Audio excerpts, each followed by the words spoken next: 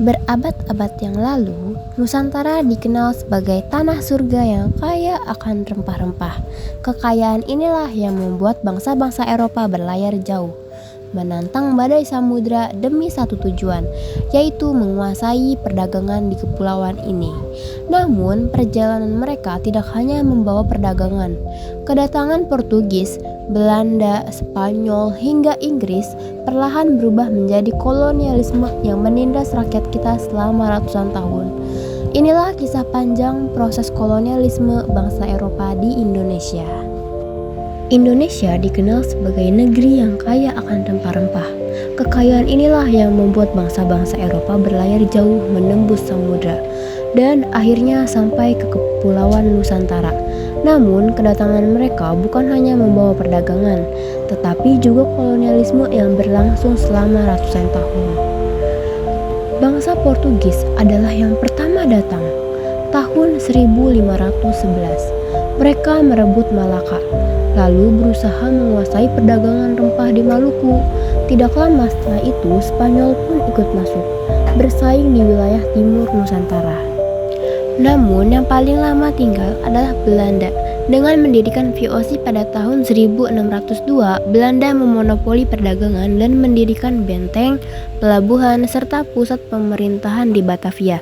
Sementara Inggris sempat berkuasa di beberapa wilayah, tetapi pengaruhnya tidak sebesar Belanda. Seiring waktu, perdagangan berubah menjadi penjajahan.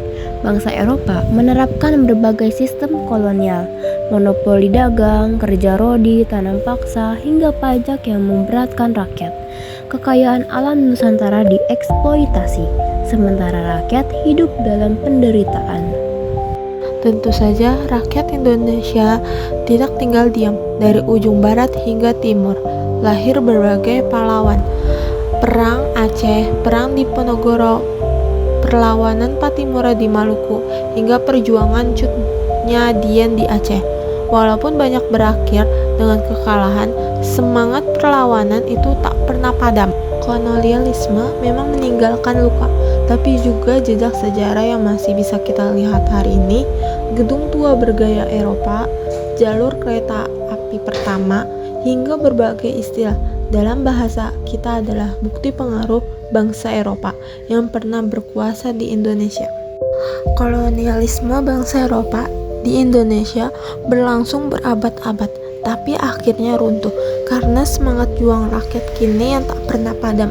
Sejarah ini mengajarkan kita bahwa kebebasan dan kemerdekaan tidak datang begitu saja, melainkan hasil perjuangan dan pengorbanan. Itulah kisah kolonialisme bangsa Eropa di Indonesia.